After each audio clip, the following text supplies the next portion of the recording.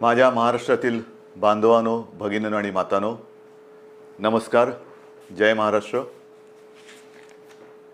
साधारणतः प्रत्येक आठवड्यामध्ये आपण अशा पद्धतीने भेटतो आहोत आणि मी बोलतो आहोत असं म्हणेन, पण मीच बोलतो आणि आपण ऐकता आहात.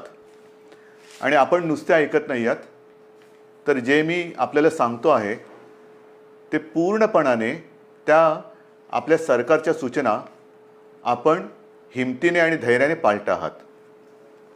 साहजिकच आहे, आज मी आपल्यासमोर येण्याचं कारण, आज 31 मे. लॉकडाऊन हा शब्द आता आपल्याला अंगवळणी पडलेला आहे. कदाचित ह्या काळामध्ये जन्माला येणारी बालकं ही कदाचित आईच्या ऐवजी लॉकडाऊन बोलायला पहिली सुरुवात करतील. म्हणजेच आयुष्याची सुरुवातच लॉकडाऊनमधून होते की काय, अशी परिस्थिती आहे. आज मी आपल्यासमोर आलो आहे, तो लॉकडाऊन शब्द हा कचऱ्याच्या टोपलीत फेकायला आलेला आहे. Mission begin again. पुन्हा एकदा आपण आपल्या आयुष्याची सुरुवात करतो आहोत. आणि आयुष्याची सुरुवात करताना लोकमान्य टिळकांचा तो किस्सा, ती आठवण ही मला आपल्याला सांगणं आवश्यक वाटतं. स्वातंत्र्याची लढाई जेव्हा सुरू होती, लढाईच होती ती, अर्थातच लढाई, मोठी लढाई. आणि लोकमान्य मंडालेच्या तुरुंगात किती वर्ष होते, कशा पद्धतीत होते, त्यांनी त्या तुरुंगात काय काय गीता रहस्य वगैरे या सगळ्या गोष्टी आपल्याला कल्पना आहे. पण सुटून आल्यानंतर त्यांना काही जणांनी विचारलं की आता पुढे काय, आणि त्यांनी सांगितलं पुनश्च हरिओम. पुनश्च हरिओम म्हणजे काय की पुन्हा एकदा आयुष्याला सुरुवात करतो आहे, लढाईला सुरुवात करतो आहे. तशीच आपली ही मिशन बिगिन अगेन, किंबहुना पुनश्च हरिओम सुरुवात करायची आता आपल्याला. ही सुरुवात करताना लॉकडाऊन करणं हा एक भाग झाला आणि सगळं हळूवार उघडणं हा दुसरा भाग झाला. म्हणजे लॉकडाऊन हे सायन्स असेल तर लॉकडाऊन उघडणं ही एक कला आहे किंवा आर्ट आहे. कसं काय उघडतोय आपण? पावसाळा तोंडावरती आहे. पावसाळा तोंडावरती आहे म्हटल्यानंतर पाऊस येऊन जातो, पडून जातो, अनेक ठिकाणी शेवाळ साचतं आणि शेवाळ समोर दिसल्यानंतर आपण आपलं पाऊल हे फार काळजीपूर्वक टाकतो. कुठे निसरडं नाही ना, कुठे घसरणार नाही ना, एकमेकाचा हात धरून चालतो, थोडासा आधार घेऊन चालतो की जेणेकरून आपलं पाऊल हे चुकता कामा नये आणि आपण घसरून पडता कामा नये. ती तशीच पुढच्या आयुष्यातली पावलं ही आपल्याला अशीच तुम्हाला आणि मला, म्हणजे सरकारला आणि जनतेला, एकमेकाचा हात हातात धरून मजबूतीने टाकायचे आहेत. प्रत्येक पाऊल टाकताना कुठेही शेवाळावरती पाऊल नाही टाकत, केळीच्या सालावर पाऊल नाही टाकत. म्हणजे घाईघाई करून सटकून पडत तर नाही ना, पडणार तर नाही ना, या खबरदारीने आपल्याला पुढची वाटचाल करावी लागणार आहे. पावसाळ्याची सुरुवात म्हटल्यानंतर मी गेल्या आठवड्यामध्ये संपूर्ण आपल्या यंत्रणेची एक बैठक घेतली. त्याच्यामध्ये महसूल यंत्रणा, पोलीस यंत्रणा, आर्मी, नेव्ही, एअरफोर्स या सगळ्यांचे अधिकारी होते. आणि पाऊस म्हटल्यानंतर तुम्हाला कल्पना आहे, यावेळेचा पाऊस, त्याचा अंदाज हा सर्वत्र समाधानकारक किंवा सरासरी अथवा सरीपेक्षा थोडंसं 19-20 असं सगळीकडे पडेल. म्हणजे एकूण समाधानकारक पाऊस पडेल असा अंदाज आहे. हा अंदाज आहे म्हटल्यानंतरही अनेकदा असं होतं की अचानक कुठेतरी ढगफुटी होते, पूर येतो. पूर परिस्थिती निर्माण झाल्यानंतर काय करायचं, त्याची सज्जता, ही सज्जता घेण्यासाठी ती बैठक होती. त्याही बाबतीत आपण सज्ज आहोत. कुठेही अशी आपत्ती येऊ नयेच, येणार नाहीच, पण आली तर आपण पूर्णपणे सज्ज आहोत. आणि ही सज्जता आपल्याला सांगत असताना उद्या 1 जून आहे. येत्या 2-3 दिवसातच आपल्या पश्चिम किनारपट्टीवरती चक्रीवादळ धडकण्याचा धोका आहे. चक्रीवादळ, मला खात्री येणार नाही, माझी तशी प्रार्थना आहे, माझा आत्मविश्वास आहे.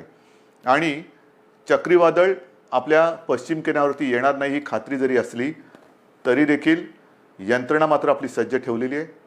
यंत्रणा सज्ज आहे. पश्चिम किनारपट्टी म्हणजे माझ्या सिंधुदुर्गापासून ते मुंबईपर्यंत आणि हा सगळा किनारपट्टा जो आहे, इथल्या सर्व लोकांना मी सांगतो आहे की आपण सुद्धा सज्ज राहा. असंही आतापर्यंत आपण घराबाहेर पडलेलो नाहीच आहोत, पण खास करून माझ्या मच्छीमार बांधवांना सांगतोय की तुम्ही येत्या एक 4-5 दिवसात समुद्रात जाऊ नका. कारण ते वादळ घोंगावत आहे, कुठे जाईल कसं जाईल दिशा अजून ठरलेली नाही आहे. आपल्या दिशेने येत आहे, ती दिशा बदलून ते दुसरीकडे जाऊही शकेल आणि ते जाईलही नक्की. पण आपण मात्र सज्ज राहिलं पाहिजे. आणि ही खात्री बाळगल्यानंतर, खात्री एक सज्जता आपली घेतल्यानंतर, दाखवल्यानंतर पुनश्च हरिओम म्हणजे काय, कारण केंद्र सरकारने त्यांची सूचनावली दिलेली आहे, काय काय करायचं काय करायचं नाही आणि कुठे कुठे कसं कसं काय काय आहे. पहिल्या प्रथम मी आपल्याला सांगू इच्छितो की कोरोनासोबत जगायला शिका, कोरोनाचा मुकाबला करता करता जगायला शिका. हे आत्तापर्यंत आपल्याला सगळ्यांना सल्ले देण्यात आलेले, सगळ्यांकडनं मी पण ऐकतोय, आपणही ऐकताय.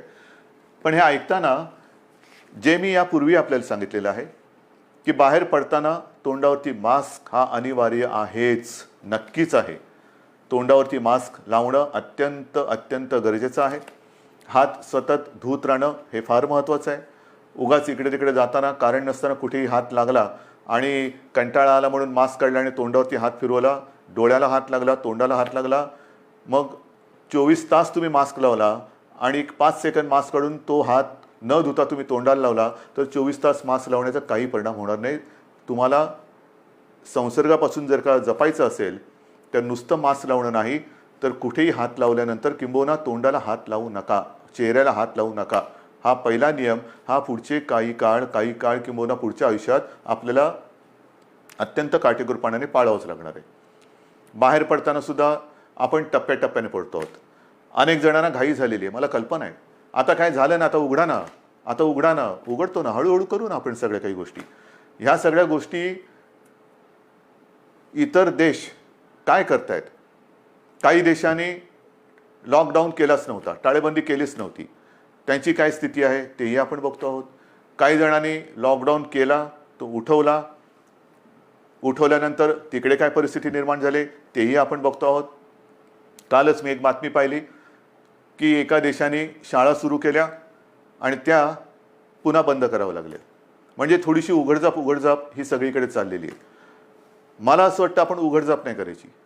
आपण एकदा जी गोष्ट आपण चालू करू ती सुरूच ठेवायची. आणि तेवढी शिस्त, तेवढा संयम हा आता गेल्या 2 महिन्यात आपल्याकडे आलेला आहे. स्वयंशिस्त म्हणा किंवा एक जिद्द म्हणा, ही आपल्या अंगी आपण आणलेली आहे. जी गोष्ट आपण ज्याची सुरुवात करू ती पुन्हा बंद करण्यासाठी नाही, अजिबात नाही. आणि म्हणून मला असं वाटतं की हा एक वादळाचा धोका आहे, तो किनारपट्टीला आहे. त्या किनारपट्टीमध्ये आपण दक्षता तर घेतोच आहोत, पण इतरत्र संपूर्ण महाराष्ट्रामध्ये 3 तारखेपासून आपण थोडेसे हातपाय हलवायला सुरू करूया. एक हातपाय हलवायला सुरू करूया. हातपाय हलवायला सुरुवात करायची म्हणजे काय करायचं, तर अनेक जण हे सकाळी फिरायला जातात, चालायला जातात, संध्याकाळी जातात. काही माझी तरुण युवक मुलं ही व्यायाम करतात, आउटडोअर व्यायाम, आउटडोअर. अजूनही जिम, स्पा ह्यांना आपण चालू करायला परवानगी दिलेली नाही. जिथे गर्दी होऊ शकेल त्या गर्दीला परवानगी अजूनही दिलेली नाही. कोणत्याही सभा समारंभ आणि एकत्रित येण्याला परवानगी नाही. आणि म्हणून मी आपल्याला सांगतोय की बाहेर फिरताना सुद्धा आपण अंतर ठेवून फिरायचं आहे. एकमेकापासून जेवढं अंतर ठेवू ते अंतरच आपल्याला ह्या कोरोनापासून अंतर ठेवायला मदत करणार आहे. त्याच्यामुळे बाहेर पडल्यानंतर अनेक दिवसानंतर आपले आप्तेष्ट भेटतील, मित्रमंडळी भेटलीच पाहिजेत. नाही भेटून चालणार कसं, भेटलीच पाहिजेत. पण भेटल्यानंतर एका अंतरावरनं आपण त्याच्याशी हाय हॅलो करा, नमस्कार वगैरे करा. जास्त गप्पा टप्पामध्ये एकत्रित येऊन रंगून जाऊ नका, दंगून जाऊ नका, कारण अजूनही ती वेळ आलेली नाही. ही आता पहिल्यांदा आपण एक ट्रायल करतो आहोत, ट्रायल घेतो आहोत. 3 तारखेपासून याची सुरुवात करतो आहोत. 5 तारखेपासून आपण असा एक निर्णय घेतोय की आजपर्यंत सगळे व्यवहार आपले ठप्प होते, सगळी दुकानं आपली ही आपण बंद ठेवली होती. आता आपण काय करतोय, शहरं जी आहेत, लहान मोठी शहरं आहेत, तिकडे रस्त्याच्या दुतर्फा असलेली जी दुकानं आहेत, म्हणजे याही बाजूला दुकानं आहेत, याही बाजूला दुकानं आहेत, आपण 5 तारखेपासून सुरुवातीला एका बाजूची दुकानं उघडायची, मग ती एकदा झाल्यानंतर ह्या बाजूची, असं अल्टरनेट एक करत अंदाज घेणार की कशा पद्धतीने आपण सुद्धा ही सवय अंगी बांधवून कसं काम करत आहात. गर्दी अजिबात करायची नाही, कारण यापूर्वी सुद्धा आपण थोडे प्रयोग केले. ही जी झुंबड उडाली, नाईलाजाने आपल्याला ते बंद करावं लागलं. यापुढे ह्या गोष्टी होता कामा नयेत. ह्या गोष्टी टाळूनच आपण जे सुरू करू ते सतत आणि कायमचं सुरूच ठेवू. एक वेगळा आदर्श महाराष्ट्रापासून देशाने आणि जगाला घेतला पाहिजे की बघा महाराष्ट्र किती शिस्तबद्ध आहे. किती शिस्तबद्ध आहे. याने एकदा सुरू केलं, कदाचित इतरत्र ते बंद झालं असेल, पण महाराष्ट्राने नाही बंद होऊ दिलं. एवढा विश्वास माझा तुमच्यावरती आहे. तर एक 5 तारखेपासून दुकानं आपण चालू करू आणि नंतर पुढचा जो रविवार आहे आपलं सोमवार आहे तो 8 तारीख आहे. या 8 तारखेपासून आपण आपले कार्यालय सुरू करतो आहोत. कार्यालय सुरू करतो. तुम्हाला मी मंत्रालयाचं उदाहरण दिलं. सुरुवातीला मंत्रालय सगळं बंद करत असताना 50%, 25%, 5%, मध्ये एक काळ तर असा आला की 100% बंद करावं लागलं. मग हळूहळू पुन्हा 5%वर आणलं. आता आपण आपली ऑफिसेस जे आहेत त्या ऑफिसेसमध्ये आपल्या कर्मचाऱ्यांची संख्या ही साधारणतः 10% उपस्थितीवरून सुरू करू. एक 10% उपस्थितीने सुरू करू. त्याला काय आपल्याला अनुभव येतोय? केसेस वाढत आहेत का? कारण आत्ता आपण या काळामध्ये जे सुरू करतो आहोत तो खास करून आपला, मी मागेही आपल्याला सांगितलं होतं, कुठेतरी ज्याला आपण पीक म्हणतो म्हणजे सर्वोच्च बिंदू, त्याच्या एकतर जवळ जातो आहोत किंवा त्याच्यावरती आलेलो आहोत. ज्या केसेस वाढत आहेत, ज्या पद्धतीने त्या वाढलेल्या आहेत त्या बघितल्यानंतर आपण या पीकच्या जवळ किंवा त्या पीकवरती आहोत, म्हणजे त्या टिपेला पोचतो आहोत आपण किंवा पोचलेलो आहोत. काही काळ आता हा जो केसेस येण्याची संख्या जी आहे ही साधारणतः अशीच थोडीशी वरती खाली होत नंतर हळूवारपणाने एक आणखीन 8-15 दिवसानंतर ती खाली उतरायला लागेल. ही खाली उतरेल केव्हा उतरेल? जर आपण ही सगळी बंधनं पाळली तर.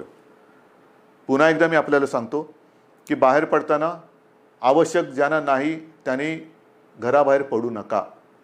विशेषतः जे आपले ज्येष्ठ नागरिक आहेत आणि ज्यांना खास करून मधुमेह, रक्तदाब, इतर काही व्याधी किंवा दुर्दैवाने आजार किंवा काही विकार असतील त्यांनी घराबाहेर पडू नये.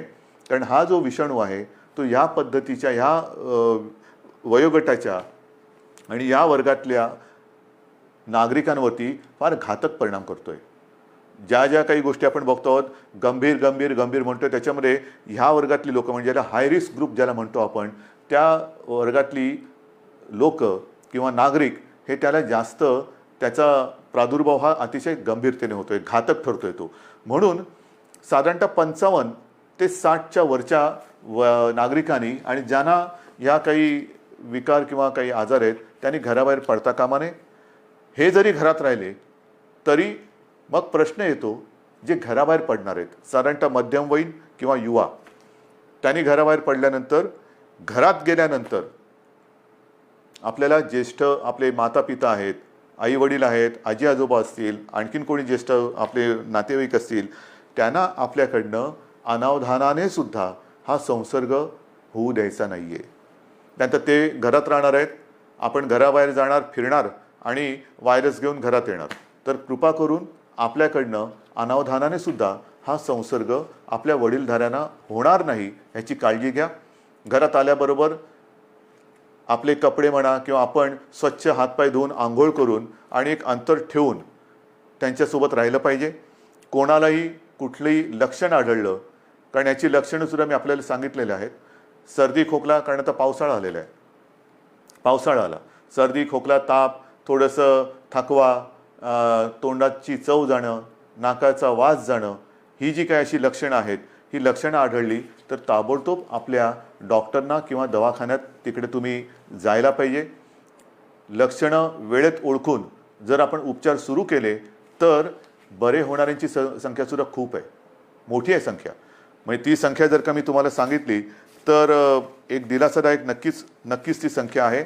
आत्तापर्यंत आज महाराष्ट्रामध्ये केसेस किती आहेत? महाराष्ट्राचा विचार केला तर साधारणतः 65,000 केसेस आहेत. 65,000 केसेस. पण या 65,000 केसेस कशा आहेत? ह्या आपला पहिला रुग्णसुद्धा याच्यात धरला जातोय. म्हणजे हे गेल्या वेळेला मी आपल्याला सांगितलं होतं की सुरुवातीला ज्याच्यामुळे कळलं की कोरोना आपल्या शहरामध्ये किंवा आपल्या राज्यामध्ये आलेला आहे तो रुग्ण आज बरा होऊन घरी पण गेला, कधीच केला, पण तरीसुद्धा तो पहिला रुग्ण ह्या 65,000 धरला जातो. हे चूक आहे, ही चूक आहे. आणि तसं जर बघितलं तर आत्तापर्यंत 65,000मधून 28,000च्या आसपास हे रुग्ण बरे होऊन खडखडीत बरे होऊन घरीसुद्धा गेलेले आहेत. 28,000च्या आसपास. काही दुर्दैवाने जे काय मृत्यू घडले तोही आकडा आहे. पण ह्या आता जे आपल्याकडे रुग्ण ज्यांना म्हणतो म्हणजे ॲक्टिव्ह केसेस जे पॉझिटिव्ह आहेत त्याच्यामध्ये आजचा आकडा आहे साधारणतः 34,000 आहे. या 34,000मध्ये साधारणतः 24,000 रुग्ण हे असे आहेत की त्यांना कोणतीही लक्षणं नाहीत, त्यांना कोणत्याही औषधोपचाराची आज गरज नाही, ते आपल्या क्वारंटाईनमध्ये आहेत, काही पॉझिटिव्ह असल्यामुळे आयसोलेशनमध्ये आहेत. पण या 24,000मध्ये सुद्धा साधारणतः मध्यम ते थोडी तीव्र अशा लक्षणाचे आपल्याकडे साधारणतः 9,500 आहेत. म्हणजे महाराष्ट्राची परिस्थिती हाताबाहेर गेली, मुंबईमध्ये सगळी वातात लागलेली आहे, लष्कराला बोलवा, राष्ट्रपती राजवट लावा. त्यांना म्हणे हे आकडे बघा, हे आकडे बघा ना, हे आकडे बोलके आहेत. हे का आपण करू शकलो? 9,500 यांना साधारणतः मध्यम ते तीव्र लक्षणं आहेत आणि त्याच्यापैकी साधारणतः 1200 जण मात्र हे थोडे गंभीर आहेत. त्याच्यापैकी 200 जण हे व्हेंटिलेटरवरती आहेत. म्हणजे 65,000 जो आकडा आपण ऐकतो आहोत आणि बापरे महाराष्ट्रामध्ये काय चाललंय, मुंबईमध्ये काय चाललंय, काय सरकार काय काम करते की नाही आहे, तर 65,000 आकड्यामध्ये 28,000 घरी गेलेले आहेत आणि अतिगंभीर जर म्हटले तर 200 रुग्ण हे व्हेंटिलेटरवरती आहेत. आता व्हेंटिलेटरवरती सुद्धा जे आहेत यापैकी सुद्धा काही जण हे म्हणजे आत्ताचे नाहीत, आत्तापर्यंतच्या 65,000 मी बोलतोय, यापैकी काही जण व्हेंटिलेटरवरनं सुद्धा व्यवस्थित बरे होऊन घरी गेलेले आहेत. ही वस्तुस्थिती आहे. आणि म्हणून मला आजही असं वाटतं की जे काही आपल्याबद्दलचं एक चित्र किंवा महाराष्ट्राला बदनाम करण्याचं कारस्थान दुर्दैवाने काही आपली म्हणणारी माणसं करतात तेव्हा दुःख होतं. पण हे जरी खरं असलं तरी एका गोष्टीचं मला नक्कीच समाधान आहे की आपला विश्वास जो सरकारवरती आहे त्याच्यामुळेच सरकार हे काम करू शकतोय. आता जसं मी तुम्हाला दुकानांचं सांगितलं, मैदानाचं सांगितलं, ऑफिसेस सांगितलं, तसंच पुढच्या रविवारपासून आपण वृत्तपत्रसुद्धा घरपोच द्यायला परवानगी देतो आहोत. कारण आपली वृत्तपत्र वाचण्याची सवयच गेली. वृत्तपत्र वाचण्याची सवय गेली कारण सकाळ होते तीच आपली पेपर आणि चहापासून. तर पुढच्या रविवारपासून वृत्तपत्रांसुद्धा घरपोच पोचवण्याची आपण परवानगी देत आहे. पण ही परवानगी देताना एक गोष्ट मात्र दक्षता घ्यावी लागणार. मी वृत्तपत्र विक्रेत्यांशी बोललेलो आहे आणि त्यांना मी सांगितलं की वृत्तपत्र विक्रेते जी आपली मुलं आहेत ती सुद्धा मुलं आहेत, त्यांनासुद्धा आपण काळजी घेतली पाहिजे, त्यांची काळजी घेतली पाहिजे. त्यांना देखील आपल्याला मास्क द्यावा लागणार, त्यांना एक हँड सॅनिटायझरची बाटली द्यावी लागणार. वेळोवेळी त्या मुलांनीसुद्धा आपले हात हे धुत राहिले पाहिजेत. तोंडावरती मास्क हा कायम ठेवला पाहिजे वृत्तपत्र वितरण करताना. आणि अशा पद्धतीने वृत्तपत्रसुद्धा वितरण करण्याची परवानगी आपण पुढच्या रविवारपासून देत आहोत. मैदानाची परवानगी मी तुम्हाला सांगितलेली आहे. सार्वजनिक ठिकाणी आपण फिरायला जाऊ शकता, व्यायाम करायला जाऊ शकता आणि ती वेळ आपण पहाटे 5 पासून संध्याकाळी 7 वाजेपर्यंत अशी मुभा ठेवलेली आहे. पहाटे 5 म्हणजे ज्यांना आपण मॉर्निंग वॉक जो म्हणतो, ज्यांची सवय आहे लवकर उठून फिरायला जायचं, आपण पुन्हा एकदा सकाळी 5 वाजल्यापासून पहाटे 5 वाजल्यापासून संध्याकाळी 7 वाजेपर्यंत ह्या सगळ्या सार्वजनिक स्थळांचा म्हणजे मैदानं असतील, सी फेस आहे आपला, इतर ग्रामीण भागातल्या काही गोष्टी असतील, तलाव आहेत, कुठेही इकडे या पहाटे 5 ते संध्याकाळी 7 वाजेपर्यंत आपण निश्चित निसर्गाच्या सान्निध्यात जाऊ शकता, फिरू शकता, मैदानी व्यायाम करू शकता. पण हे व्यायाम करताना आरोग्य कमावण्यासाठी म्हणून त्याचा उपयोग करा. एकत्रित येऊन जे आरोग्य आपलं आहे ते बिघडून देऊ नका. अंतर हे ठेवलंच पाहिजे, हे मी पुन्हा पुन्हा सांगतोय. हे झाल्यानंतर मग जे काही आकडे मी तुम्हाला सांगणार आहे ते आकडे ह्याची थोडीशी तुम्हाला कल्पना असायला पाहिजे की नेमकं सरकारने आत्तापर्यंत केलेलं काय आहे, काय करते सरकार, किती आपल्याकडे व्यवस्था आहे. तर ज्या वेळेला हे संकट कोरोनाचं आलं कोणालाच कल्पना नव्हती की हे किती वाढेल आणि त्याच्यासाठी तयारी किती करावी लागेल. म्हणजे साधी गोष्ट आहे की आपल्याकडे राज्यामध्ये प्रयोग म्हणजे ज्या टेस्टिंग लॅब ज्या आहेत त्या नाही आहेत अशातला भाग नाही. पण याच्यासाठी जी टेस्ट करावी लागते त्याची सुविधा ही फक्त 2 ठिकाणी होती. एक आपल्या कस्तुरबामध्ये आणि पुण्याच्या NIVमध्ये. ही कस्तुरबाची सुद्धा जी लॅब आहे ती आपण साधारणतः 2007 साली मुंबई महापालिकेच्या माध्यमातून केली म्हणून ती दुसरी होती, नाहीतर फक्त एकच होती. त्याच्यात कस्तुरबा आपण केली, त्या 2 लॅब होत्या. आजच्या क्षणाला आपल्या महाराष्ट्र राज्यामध्ये 77 ही चाचणी केंद्र आहेत आणि येत्या 2-4 दिवसात ती 100पर्यंत जातील. म्हणजे 2पासून 77, 77पासून 100. आणि माझा प्रयत्न असा आहे की येत्या पावसाळ्यामध्ये टेस्टची संख्या आणि त्याची उपलब्धता ही आणखीन वाढवण्याची गरज आहे. कारण पाऊस म्हटल्यानंतर भिजणं हे आलंच, सर्दी खोकला शिंकणं, थोडा ताप, फ्लू हा आलाच. आणि तो आल्यानंतर लॅबची संख्या वाढवणं, चाचण्यांची क्षमता वाढवणं आणि त्याचबरोबर ह्या टेस्ट ज्या आहेत, ह्या चाचण्या ज्या आहेत, त्या केंद्र सरकारशी सुद्धा आपण बोलतो आहोत की त्याची जी किंमत आहे, त्याची जी एक किती पैसे त्याला लागतात ती किंमत ही आपल्याला खाली आणायची, सर्वसामान्यांच्या आवाक्यामध्ये ती आणायची. सरकारकडनं तर आपण मोफत करतोच आहोत, पण ज्याला कोणाला असं वाटलं की मला थोडंसं अस्वस्थ वाटते, मला टेस्ट करून घ्यायची आहे, तर त्यांनी ती टेस्ट करून घेण्यासाठी त्याला त्याच्या गावात, त्याच्या शहरात, त्याच्या घराच्या आजूबाजूला जास्त लांब न जाता कुठे आपण किती प्रमाणात उपलब्ध करून देऊ शकतो ते सुद्धा आपल्याला करायचं आहे.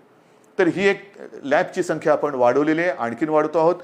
मग अनेकदा अशी तक्रार येते की रुग्णाला बेडच मिळत नाही आहे. दुर्दैवाने थोड्याफार प्रमाणात ही तक्रार खरी आहे आणि ती तक्रार एकसुद्धा असता कामा नये ह्याच्याकडे सरकारचं लक्ष आहे. पण त्याच्याकडे जर का आपण बघितलं तर जे मी आपल्याला सांगितलं की आपल्याकडे ह्या लॅबची संख्या ही 2 होती, 2ची 77 आणि 77ची आता आपण 100 आणि पुढच्या काळात 100हून अधिक करतो. तसं आपल्या राज्यात इन्फेक्शनसाठी जी हॉस्पिटल्स होती ती फक्त 3 होती. आयसोलेशन सुविधा ज्याच्यात असतील अशी 3 होती.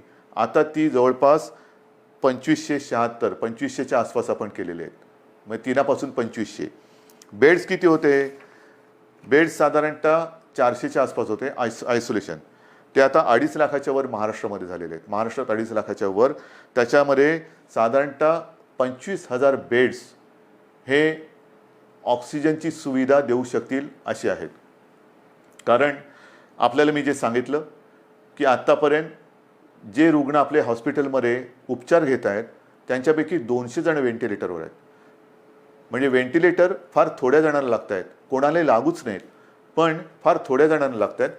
जास्तीत जास्त रुग्णांना ऑक्सिजन लागतोय. ऑक्सिजनची सुविधा देणारे बेड्स हे आपण मोठ्या प्रमाणावरती तयार केलेले आहेत, आणखीन सुद्धा करतो आहोत. ICU बेड्ससुद्धा सुरुवातीला 250 होते, ते साधारणतः 8,500च्या आसपास आपण नेलेले आहेत. म्हणजे एवढी सुविधा आपण करतो आहोत, एवढी मोठी सुविधा आपण केलेली आहे. मला मी तुम्हाला सांगितलं की जम्बो फॅसिलिटी किंवा फील्ड हॉस्पिटल्स मुंबईमध्ये आहे, ठाण्यामध्ये आहे, ज्या शहरांमध्ये मी सूचना दिल्यात, मग संभाजीनगर असेल, पुणे आहे, आणखीन कुठेही जिथे फील्ड हॉस्पिटलची आवश्यकता आहे तिथे त्यांना सूचना दिलेल्या आहेत की तुम्ही ते करा. म्हणजे एकेका ठिकाणी आपण 1,000, 2,000च्या बेडची सुविधा करतोय. गोरेगावला तर साधारणतः 3,000 बेडची सुविधा करतोय. इतर देशांनी, इतर राज्यांनी अशी सुविधा किती जणांनी उपलब्ध केली असेल, किती जणांनी संख्या वाढवली असेल हे आता सगळीकडे स्पष्ट झालेलं असेलच. पण महाराष्ट्राने मात्र गेले 2 महिने उपचाराकडे लक्ष दिलेलं आहे, सुविधांकडे लक्ष दिलेलं आहे. आपण आपला टास्क फोर्स निर्माण केलेला आहे आणि हा टास्क फोर्स अक्षरशः अहोरात्र मेहनत करून, अविश्रांत मेहनत करून साधारणतः गाईडलाईन देतोय. आपलं मोठं जे आव्हान आहे की एकतर हा संसर्ग रोखणं, त्याची तीव्रता कमी करणं आणि मृत्यूदर हा कमीत कमी किंवा 0वरती आणणं. मृत्यूदर हा अजूनही मला खाली आणायचा आहे. आणि तो खाली केव्हा येईल? कारण आजही काही ठिकाणी असं लक्षात येते की जो कोणी रुग्ण आहे तो अगदी शेवटच्या टप्प्यामध्ये हॉस्पिटलमध्ये दाखल होतोय, अगदी शेवटच्या टप्प्यात. म्हणजे मी मागे आपल्याला कदाचित सांगितलं असेल की माझाच एक चांगला कार्यकर्ता, अत्यंत चांगला निष्ठावान कार्यकर्ता शेवटच्या टप्प्यात हा हॉस्पिटलमध्ये गेला, स्वतःहून गेला आणि तपासणी करतानाच तो कोसळला. काहीच करू शकले नाही डॉक्टर. म्हणजे त्याची कदाचित चाचणी पण करता आली नसेल. हे अंगावरती दुखणं काढू नका. अंगावरती दुखणं काढल्यानंतर मग मात्र त्याला उपचार नाही आहेत. अनेक जण जे वाचून घरी गेलेले आहेत ते वेळेमध्ये आपल्याकडे आलेले आहेत. अगदी दुर्दैवाने काही व्हेंटिलेटरवरती जाऊन सुद्धा सुदैवाने खडखडीत बरे होऊन घरी गेलेले आहेत. वेळेत आले तर उपचार होतात. आता मी मागे सारखं मागे बोलतो, कारण या काही दिवसात एवढ्या जणांशी मी बोलतोय की नेमकं तुमच्याशी बोललो का इतराशी कोणाशी बोललो हे लक्षात येत नाही. तर त्यावेळेला मी सांगितलं होतं की जर का मृत्यूदर खाली आणायचा असेल, आणि तो येतोय, नक्कीच येतोय, आलेला आहे, तर डॉक्टर आपल्याकडे सज्ज आहेत. पण डॉक्टरना 2 गोष्टी वेळेत मिळाल्या पाहिजेत. एक म्हणजे औषधं, ती औषधं आपण त्यांना देतो, आणि सगळ्यात महत्त्वाचा भाग म्हणजे पेशंटसुद्धा वेळेमध्ये जर का डॉक्टरांच्या हातात आला तर डॉक्टर, तुम्हाला कल्पना नाही, अक्षरशः एखाद्या योद्ध्याला साजेल असा पराक्रम करतायत. कोणत्याही टोकाला जाऊन त्याला वाचवण्याची शर्थ करतायत, आणि त्याला मी तर म्हणेन यशसुद्धा येते. आता ही आरोग्यविषयक तुम्हाला माहिती दिल्यानंतर साधारणतः एक महत्त्वाचा मुद्दा होता, तो म्हणजे इतर राज्यातले मजूर. या मजुरांना सुद्धा आपण आत्तापर्यंत 12 लाख किंबहुना त्याच्याहून जास्त असेल, माझ्याकडे आकडा आहे माझ्याकडे, 12 लाखापेक्षा नाही, हे बघा, सुमारे 16 लाख मजुरांना रेल्वे आणि बसेसने आपण इतर राज्यात सोडलेली. सुमारे 16 लाख लोकांना रेल्वेतनं आणि बसेसमधून आपण परराज्यात सोडलेलं आहे. साधारणतः 800 ट्रेन्स, 11 लाखाच्या वरती. मी आज पियुष गोयलला धन्यवाद देतोय, कारण गेल्या वेळेला बोलले तर थोडंसं त्यांना राग आला होता. पण पियुषजी, आज मी तुम्हाला धन्यवाद देतोय, मुद्दामून धन्यवाद देतोय, कारण आपण त्यावेळेला ते मनावर घेतलं आणि खरंच तुम्ही ट्रेन्स उपलब्ध करून दिल्या. त्याच्यामुळे साधारणतः 11 लाखाच्या वरती, 11.5 लाखाच्या आसपास मजुरांना आपण त्यांच्या गावात, त्यांच्या राज्यात जाऊ दिले. एस टीने आपल्याला साधारणतः 42,000पेक्षा 42,500 एस टी बसेसद्वारे आपण 5.25 लाख मजुरांना राज्याच्या सीमेपर्यंत सोडलेले आहे. आणि याच्यावरती आपण आत्तापर्यंत मुख्यमंत्री सहायता निधीतून जवळपास 85 ते 90 कोटी रुपये खर्च केलेले आहेत. 85 ते 90 कोटी रुपये. साधारणतः 22पेक्षा जास्त फ्लाईट्सद्वारे 3,000पेक्षा जास्त नागरिक आपण महाराष्ट्रात आणलेले आहेत. 7 जूनपर्यंत आणखीन काही फ्लाईट्स येत आहेत. तर अशी ही सुरुवात होते. शिवभोजन थाळीसुद्धा ही आजपर्यंत आपण 838 केंद्र राज्यात कार्यरत केलेली आहेत. 1 ते 30 मे, फक्त 1 ते 30 मे या काळात या शिवभोजन थाळीच्या योजनेतून आपण 32,77,778 शिवभोजन थाळ्याच्या माध्यमातून एवढ्या लोकांना, म्हणजे 32 लाखाच्या आसपास लोकांना आपण भोजन देण्याची व्यवस्था केलेली आहे. मुख्यमंत्री सहायता निधीत आतापर्यंत 352 कोटी रुपये आपण संपूर्ण आले. त्याच्यापैकी 111 कोटीपेक्षा जास्त हे कोविडसाठी आपण खर्च केलेला आहे. या सगळ्या गोष्टी चालू आहेत. उद्योगधंदे सुरू होत आहेत. 7.5 लाखापेक्षा जास्त मजूर हे कामावरती आलेले आहेत. उद्योगांना तर आपण परवानगी दिलेली आहे. आणखीनही उद्योग आपण सुरू करतो आहोत. आता हे सगळं सुरू करत असताना जसा पावसाळा सुरू होतो आहे तसंच आपलं शैक्षणिक वर्ष सुरू होतं आहे. शाळा कशा सुरू करायच्या, कॉलेजेस कशी सुरू करायची, विशेषतः विद्यापीठांच्या परीक्षांचं काय करायचं, अंतिम वर्षाची परीक्षा घ्यायची नाही घ्यायची, कधी घ्यायची, सगळ्याचा विचार सुरू आहे. पहिल्यांदी विद्यापीठाच्या अंतिम वर्षाच्या परीक्षेबद्दल मी बोलतो. कालसुद्धा मी त्याच्याबद्दल कुलगुरूंची एक बैठक घेतली. विभागवार सगळ्या कुलगुरूंची मतं मी आजमावून घेतली. सगळ्यांचं मत एक आहे, परीक्षा घ्यायची असेल तर तातडीने परीक्षा घेण्यासारखी आजची परिस्थिती नाही आहे. कारण ते कुलगुरू जरी असले, मी मुख्यमंत्री जरी असलो, तरी आमच्यातला पालक हा आजही जिवंत आहे. अनेक पालकांची एक चिंता आहे की कोविड सगळीकडे, कारण थोडाफार आता आपल्या राज्यामध्ये सुद्धा तो हळूवार पसरलेला आहे. आटोक्यात तर नक्की आणू आपण, पण तो पसरत असताना आमच्या मुलांना आम्ही परीक्षेला पाठवावं का? काही लाख विद्यार्थी हे परीक्षेसाठी एकत्र येणार, किती अंतर ठेवणार, पेपर कसे वाटणार, पेपर तपासणार कसे, मग काय करायचं? म्हणून आपण सगळ्यांनी मिळून एक असा तोडगा काढलेला आहे की अंतिम वर्षाच्या ज्या परीक्षा आहेत त्या परीक्षा घेण्यापूर्वी एक असा मुद्दा आला, आणि मला असं वाटतं तो बरोबर आहे. आपण एक निर्णय असा घेतलेला आहे की साधारणतः जेवढे सेमिस्टर झालेले आहेत त्यांची सरासरी काढून त्या विद्यार्थ्यांना मार्क्स द्यायचे आणि त्या विद्यार्थ्यांना तसं पास करायचं. कारण साधारणतः गेले किती सेमिस्टर झाले असतील, किती वर्षाचे झालेत, ते एक सरासरी काढली तर आपण त्या सरासरीचा विचार करू शकतो आणि ते ॲग्रिगेट करून त्यांना पास करायचं, की जेणेकरून त्यांचं आयुष्य थांबणार नाही. परीक्षा कधी घेणार? जूनमध्ये घेऊ शकतोय? नाही. जुलैमध्ये घेता येईल? सांगता येत नाही. ऑगस्टमध्ये येईल? कल्पना नाही. मग कधी घेणार आपण परीक्षा? मग तोपर्यंत विद्यार्थ्यांनी करायचं काय? नुसतं ताटकळून राहायचं, लोंबकळत राहायचं? अजिबात नाही. शिक्षणाचा खेळखंडोबा हा होऊ द्यायचा नाही. ज्या मुलांनी अंतिम परीक्षेपर्यंत आपला अभ्यासक्रम पूर्ण केलेला आहे, केवळ आत्ता परीक्षा घेऊ शकत नाही म्हणून त्या कॉलेजच्या उंबरठ्यावरती त्यांनी जर का त्यांना अडून ठेवलं तर तो उंबरठा पार करून ते आपल्या जगामध्ये प्रवेश कधी करणार? ते पाऊल कधी टाकणार? म्हणून आपण असं ठरवलेलं आहे की या विद्यार्थ्यांना जेवढे सेमिस्टर झालेत त्याची सरासरी करून मार्क्स देऊन पास करायचं. आणि पास केल्यानंतर जर का कोणाला असं वाटत असेल की ठीक आहे रे, पण मला अजूनही मी मार्क्स मिळवू शकत होतो, जर परीक्षा झाली असती ना तर मी आणखीन चांगले मार्क्स मिळवू शकलो असतो, ठीक आहे, तुम्हालाही आपण संधी देतो. साधारणतः एक अंदाज घेऊन ऑक्टोबर असेल, नोव्हेंबर असेल किंवा सप्टेंबर असेल, आपण बघूया. पण ज्यांना जर का वाटत असेल की मी परीक्षा पण मला द्यायची होती कारण मी अधिक मार्क कमवू शकत होतो, तर आपण त्यावेळेला परीक्षा घेऊन ज्यांना परीक्षेला बसून अधिक मार्क्स मिळवण्याची जर का त्यांची इच्छा असेल तर त्यांच्यासाठी सुद्धा परीक्षा घेण्याची आपण एक तयारी ठेवतो आहोत. तूर्त त्यांना आपण पुन्हा एकदा सांगतो, जेवढे सेमिस्टर झालेत ते ॲग्रिगेट करून त्यांना मार्क देऊन आपण त्यांना त्यांच्या आयुष्यामध्ये पाऊल टाकायला आपण संधी देत आहोत. ज्यांना परीक्षा द्यायची असेल त्यांच्यासाठी जेव्हा आपण घेऊ शकतो परीक्षा, त्यावेळेला परीक्षेची सुद्धा सोय करतो आहोत. म्हणजे त्यांना एकदा या टेन्शनमधून आपण मोकळं करतो आहोत. मग राहता राहिला प्रश्न, अंतिम परीक्षा तुम्ही निर्णय दिलात, पहिलं वर्ष सुरू कसं करणार? पहिलं वर्ष सुरू करणार, पहिली कशी सुरू करणार? विद्यापीठ झालं, शाळेतल्या पहिलीची सुरुवात कशी करणार? कारण शैक्षणिक वर्ष सुरू होते.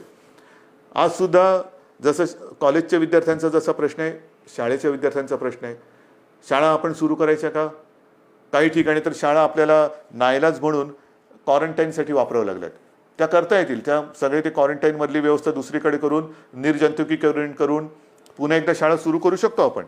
पण ह्या जर का शाळा सुरू केल्या तर मी सुरुवातीला जे आपल्याला सांगितलं, काही देशांमध्ये सुरू केलेल्या शाळा ह्या बंद कराव्या लागल्या. मला आता काही बंद नाही करायचे. आणि त्याच्यासाठी जसं मी आता लॉकडाऊन शब्द बाजूला ठेवून मिशन बिगिन अगेन किंवा पुनश्च हरिओम म्हणतो आहे, तसं शाळा कधी सुरू होणार पेक्षा शिक्षण कसं सुरू करायचं. शाळा हे एक माध्यम आहे. शाळेत सगळे विद्यार्थी येतात, शिक्षक त्यांच्यासमोर असतात. आज देखील ग्रामीण भागामध्ये आपल्याला ऑनलाईन शिक्षण याची सुविधा आपण देऊ शकत नाही आहोत. मग काही जणांनी आजच दुपारी मी मोठ्या शिक्षण तज्ज्ञांची एक बैठक घेतली. अनेक जणांनी हे सगळे पर्याय सांगितले की आमच्याकडे शाळा सुरू करू शकतो कारण ग्रामीण भागामध्ये आम्ही हे करू शकतो. काही जणांनी सांगितलं शाळेमध्ये सुद्धा एक दिवसाआड शाळा सुरू करायची का? काही जणांनी सांगितलं आम्ही ऑनलाईन शिक्षण तर आधी सुरू केलेलंच आहे. मी त्यांना असंच म्हटलं की शाळा सुरू करण्यापेक्षा शिक्षण सुरू करायचं आहे. जर आपल्याला ग्रीन झोनमध्ये किंवा जिथे प्रादुर्भाव नसेल, अत्यंत सुरक्षित सगळं अंतर वगैरे ठेवून ग्रामीण भागात शाळा सुरू करू शकत असू, तिकडे पूर्ण खबरदारी घेऊन आपण शाळा सुरू करू शकतो का? ही शक्यता मला काही दिवसात सांगा. शहरांमध्ये ऑनलाईन शिक्षण हे कसं सुरू करायचं त्याच्यावरती आपण विचार सुरू केलेला आहे. ऑनलाईनमध्ये मग काही मोबाईल कंपन्यांशी आपण बोलू की काही डेटा तुम्ही कसा देऊ शकता आम्हाला, टी व्हीद्वारे कसं आपण देऊ शकतो, रेडिओच्या माध्यमातून कसं करू शकतो, ई लर्निंग म्हणजे SD कार्ड देऊन आपण कसं सुरू करू शकतो, लॅपटॉप किंवा टॅब, ज्यांच्याकडे लॅपटॉप आहेत त्यांच्याकडे टॅब आहेत, ज्यांच्याकडे काही फोन आहेत त्याच्यात SD कार्ड टाकून ई लर्निंगद्वारे सुरू करू शकतो का? आठवड्यातून शाळेमध्ये किती दिवस येऊ शकतो? शाळेचं निर्जंतुकीकरण वगैरे ती जबाबदारी सरकारची, त्याच्यात तुम्ही काळजी करू नका. स्वच्छता राखणे ही जबाबदारी सरकारची. पण खरंच शहरांमध्ये आपण शाळा सुरू करू शकतो का? आणि सुरू करू शकत नसू तर ऑनलाईन पद्धतीने शिक्षण आपल्याला सुरू करायला पाहिजे. थोडक्यामध्ये जिथे जिथे ऑनलाईनने आपण सुरू करू शकतो तिथे ऑनलाईनने शिक्षण सुरू करू. जिथे आपण शाळा सुरू करू शकत असू तिकडे शाळेतनं शिक्षण सुरू करू. जिथे आपल्याला वाटत असेल की समजा आपल्याला SD कार्ड देऊन आणखीन काय करून शिक्षण सुरू करायचं असेल तर तेही करू शकतोय. येत्या काही दिवसात त्याच्यावरती आपण ठोस निर्णय घेऊ. शिक्षण सुरू झालंच पाहिजे. पण मला असं वाटतं की कोरोनाने आपल्याला नक्कीच काही काही गोष्टी शिकवलेल्या आहेत. कोरोनाने आपल्या स्वतःकडे बघायला हे नक्कीच शिकवलेलं आहे. स्वतःकडे पाहायला शिकवलं आहे, आपल्या कुटुंबाकडे पाहायला शिकवलेलं आहे, आपल्या मुलांकडे, मग शिक्षणाकडे, आरोग्याकडे. आजपर्यंत कदाचित आरोग्य असेल आणि शिक्षण असेल यांना तेवढं प्राधान्य दिलं गेलं नसेल कदाचित. पण मला असं वाटतं की पुढचं आयुष्य जगताना जर आपण जीवनावश्यक वस्तू आणि जीवनावश्यक काही गोष्टी ह्या अशा संकटाच्या काळातही बंद होऊ न देता चालू ठेवल्या, तसंच शिक्षणसुद्धा किती मोठं संकट आलं तरी देखील कसं सुरू ठेवता येईल त्याच्याकडे आता आपल्याला लक्ष देण्याची गरज आहे. आरोग्य सुविधासुद्धा मोठ्या प्रमाणात वाढवण्याची गरज आहे. जसं आपण इकडे विशेषतः मुंबईपासून सुरुवात केली आपण, field hospitals, Bandra Kurla complex असेल, वरळीचे एक्झिबिशन ग्राउंड आहे, तिकडे मोठी फील्ड किंवा जम्बो फॅसिलिटी म्हणून हॉस्पिटल्स उभारली. मी असं ठरवलेलं आहे, आपल्या सरकारने असं ठरवलेलं आहे की येत्या काळात आरोग्याला प्राधान्य द्यायचं, शिक्षणाला प्राधान्य द्यायचं.